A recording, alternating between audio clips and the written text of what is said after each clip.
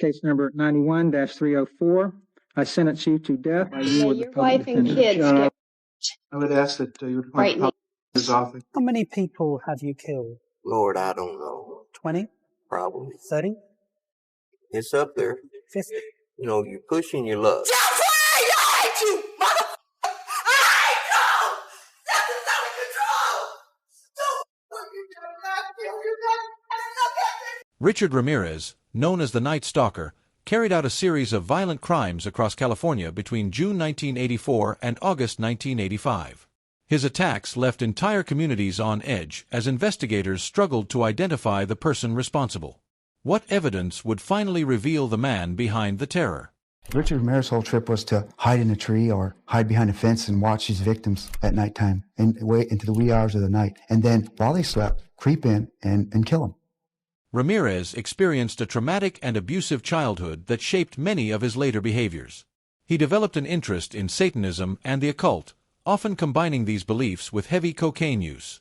Now, did the drugs affect his brain functioning? Did it affect the way he saw the world? Probably, but it wasn't causative. It didn't lead to make him kill. He was already primed. Ramirez carried out a series of crimes that included burglaries and sexual assaults. Communities across the greater Los Angeles area, and later the San Francisco Bay Area, lived in fear for 14 months. The level of violence he displayed shocked even veteran investigators. He took a woman in her 60s and stabbed her to death with his foot, leaving an imprint of a shoe on the side of her face. From that to just executing somebody upon walking into a room after he entered a house. He strangled, he used a ligature, he used a tire iron on a young... Ramirez often forced his victims to express devotion to Satan, using intimidation as a method of control. One of his most disturbing offenses occurred in April 1984, when he killed a 9-year-old girl in San Francisco. How would investigators respond to a crime of this severity? 9-year-old May Long was found dead in the basement of her apartment building where she lived in the Tenderloin. A DNA sample collected in 1984 at the crime scene, they were able to match it with his DNA. Ramirez's crimes came to an end when members of the public recognized him, pursued him, and restrained him in East Los Angeles. The crowd beat him severely until police arrived and took him into custody. What have you been arrested for? Sit up. How long ago? What's your name? Despite the brutality of the crimes, Ramirez later attempted to justify the murder in court. He was convicted of 13 counts of murder, yet throughout the entire trial he showed no remorse. Parasites. You don't understand me. You are not expected to. You are not capable of it. I am beyond your experience. I am beyond good and evil. Legions of the night breed. Repeat not the errors of Nightcrawler and show no mercy. I will be avenged. Lucifer dwells within us all. That's it. While being held in custody, Ramirez first claimed he did not understand why he committed the series of killings. Why did you kill those people? No comments. No comments. I cannot answer that at this time. Over time, Ramirez began offering limited insight into his motives, though he never fully explained the reasoning behind his actions. Would these statements provide any meaningful clarity about his behavior? They are desires where if I didn't give in to them, I would be crushed by them. I believe in the evil in human nature. This is a wicked world. And in a wicked world, wicked people are born. I'm not going to blame society, my race, or people, or anything. It is up to the individual like myself to keep on knocking on whatever door they want to get into. A serial killer comes about by circumstances and like a recipe, poverty, drugs, child abuse. These things contribute to a person's frustration and anger. At some point in life, he explodes. On June 7, 2013, Ramirez died in a California hospital from complications related to B-cell lymphoma. His death ended his presence in the prison system, but the impact of his crimes remained. One such example is Aileen Carol Wuornos, whose case drew nationwide attention in a similar way. What led Wuornos into the courtroom, and how did her story unfold? I'm okay. God is going to be there. Jesus Christ is going to be there. All the angels and everything. And, you know, whatever's on the beyond, I think it's going to be more like Star Trek, beaming me up into a space vehicle, man. Wuornos committed a series of murders while working as a sex worker along Florida's highways between 1989 and 1990. She shot and robbed 7 male clients. However, she later claimed that each killing was an act of self-defense. You sabotaged my society and the cops and the system. A woman got executed. It was used for books and movies And that's a hell of a lot of men I went through before the next jerk came along and I used protection. It was self-defense. Yeah. Did you kill those 7 men? I killed them. I didn't murder them. Explain the difference to me. Okay, murder is first-degree murder in intent, and killing is something you have to do in defense. So you're saying that all 7 of those homicides were justifiable? In my belief, yes. Wuornos's early life was marked by instability. Her father was in prison when she was born, and her mother abandoned her and her brother at the age of 4. She endured abuse from her grandfather and his friend, became pregnant at 14, and left school shortly after. With no support system, she entered sex work. Her crimes targeted men between the ages of 40 and 65. Her arrest in 1991 came after an outstanding warrant led police to her. Her partner, Tyria Moore, cooperated with investigators to help obtain a confession and later testified against her. We were sitting on the floor watching TV, and she just come out and said, "I have something to tell you." And I asked her what, and she said that she had shot and killed a man that day. In court, Wuornos's behavior drew significant attention. She initially denied responsibility during questioning, but after spending 10 years on death row, she later changed her position. I robbed him and I killed him as cold as ice. And I'd do it again, too. And I know I'd kill another person because I've hated humans for a long time. There's no sense in keeping me alive because I just would absolutely kill again. I've got too much anger, too much hatred in me. Let's say the cops were following you. Yeah. Let's say they were following you and they did everything that you're saying they did. Nonetheless, you killed 7 men. Yes, and you I'm did. asking you, what got you to kill the 7 And I'm men? telling you because the cops let me keep killing them, Nick. Don't you get it? I am sorry that my acts of self-defense ended up in court like this, but I take full responsibility for my actions. It was them or me. I am sorry for all the pain that my actions have caused.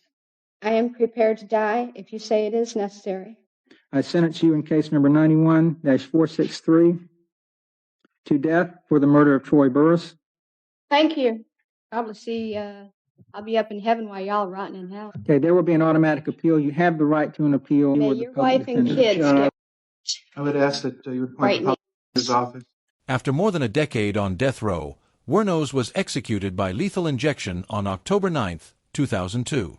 Some have pointed to her difficult upbringing to explain her actions. Could her background alone account for the severity of her crimes? Her circumstances, however, differ greatly from those of Gary Ridgway, known as the Green River Killer. Ridgway was charged with multiple murders in Washington state and admitted to killing at least 48 victims, many of whom were sex workers or runaways. His childhood included violent conflicts between his parents, and he frequently sought out sex workers as an adult. Over time, this behavior escalated into abduction, murder, and disposing of victims in the Green River. After his arrest in 2001, he pleaded guilty in 2003 and received a life sentence. How would the court respond to the scale of Ridgway's crimes? Those offenses. Yes. During sentencing, the courtroom was filled with emotion as family members of the victims addressed Ridgway directly. You had said your memory, when it comes to all of the women you took, was gone. Our memory is not. In your words, you said that they didn't mean anything to you, but she meant everything to us. She was a mother, she was a wife, she was a sister, and we miss her. I wish for him to have a long, suffering, cruel death. He's gonna go to hell, and that's where he belongs. In the middle of these statements, one parent responded differently. Robert Rule, a Christian father who lost his daughter, offered Ridgway forgiveness instead of anger. To live up to what I believe, and that is what God says to do, and that's to forgive. And he doesn't say to forgive just certain people, he says to forgive all. So you are forgiven, sir. Rule's act of forgiveness led Ridgway to tears, one of the only times he showed emotion throughout the proceedings. It marked a rare moment in an otherwise controlled and detached demeanor. It recalls a similar statement once made by Jeffrey Dahmer. He said he never wanted freedom and believed he deserved death. Dahmer was a serial killer and sexual offender who operated in Milwaukee, Wisconsin. Known as the Milwaukee Cannibal or the Milwaukee Monster, he admitted to killing, mutilating, and cannibalizing 17 young men over 13 years. I didn't ever want freedom. Frankly, I wanted death for myself. Dahmer's crimes ended when Tracy Edwards, a man he intended to attack, escaped and contacted police. Officers arrived at Dahmer's apartment with Edwards and uncovered evidence confirming his actions. Dahmer was arrested immediately, and a detailed search revealed even more disturbing items. How much more would investigators uncover inside that apartment? Saving the skeletons, preserving other parts. One thing led to another. It took more and more deviant-type behaviors to satisfy my urges. And so it just spiraled out of control. Why the cannibalism? That was another step. It made me feel like they were a permanent part of me. Besides the just mere curiosity of what it would be like, it made them feel that they were a part of me, and it gave me a sexual satisfaction to do that. As severe as Dahmer's crimes were, his calm demeanor in court was equally unsettling. He faced multiple first-degree murder charges in Wisconsin, as well as a homicide charge in Ohio. During the proceedings, he offered rare insight into the mindset that shaped his actions. Police removed boxes and boxes of body parts, evidence of what appears to be a psychopathic mass murder. Authorities also took out a barrel of what they think is acid. Police are reluctant to reveal exactly how many victims there might be, but knowledgeable investigators say it could be more than a half a dozen. In a surprising claim, Dahmer stated that he did not take pleasure in killing. Was this about some kind of desire to keep these people with you, not to be abandoned, not to have them leave? I think that did play into it, but there was a big element of wanting complete control over someone, not having to consider their wishes, being able to keep them there as long as I wanted. In 1992, Dahmer was found guilty of 15 homicides in Wisconsin and received 15 life sentences. He received an additional life sentence in Ohio for a 1978 killing. Throughout the hearings, he showed little remorse, even as the victims' families confronted him directly. Was it the killing that excited you, or is it what happened after the killing? No, the killing was just a means to an end. That was the least satisfactory part. I didn't enjoy doing that. On November 28, 1994, Dahmer was killed inside the Columbia Correctional Institution in Portage, Wisconsin, after another inmate, Christopher Scarver, assaulted him. Did you ever stop to think that this is someone's brother, nephew, uncle, cousin, grandson, or just someone's friend? You almost destroyed me, but I refuse to let you destroy me. I will carry on. He destroyed the baby of the family, and I hope you go to hell. This is how you act when you are out of control. I don't want to ever see my mother have to go through this again. Never, Jeffrey. Jeffrey, I hate you, motherfucker. I hate you. This is out of control. Don't with me, Jeffrey. I kill you. I didn't ever want freedom. Frankly, I wanted death for myself. This was a case to tell the world that I did what I did not for reasons of hate. I hated no one. I knew I was sick or evil or both. Now I believe I was sick. I tried and failed and created a Holocaust. And if I could give my life right now to bring their loved ones back, I would do it. I am so very sorry. I deserve whatever I get because of what I have done. But Dahmer was not the only offender whose actions shocked the nation. Another case involved Tommy Lynn Sells, an American serial killer responsible for multiple murders in Texas. Though convicted of one homicide, investigators believe he may be connected to 22 others. Sells himself claimed he had taken more than 70 lives. How many of those claims could be verified? How many people have you killed? Lord, I don't know. 10? Yeah. 20? Probably. 30? It's up there. 50? But see, I'm not Billy the Kid making notches on my holster, so I know it's been a lot. Sells grew up in a deeply unstable environment marked by alcohol abuse, drug exposure, and sexual assault. His grandfather gave him alcohol at age 7, and his mother encouraged a sexual relationship with an older man. Sells began drifting across the country at 14, committing crimes along the way. One of his most violent acts occurred on New Year's Eve in 1999, when he killed Katie Harris and attacked another girl, Crystal Searles, who survived despite critical injuries.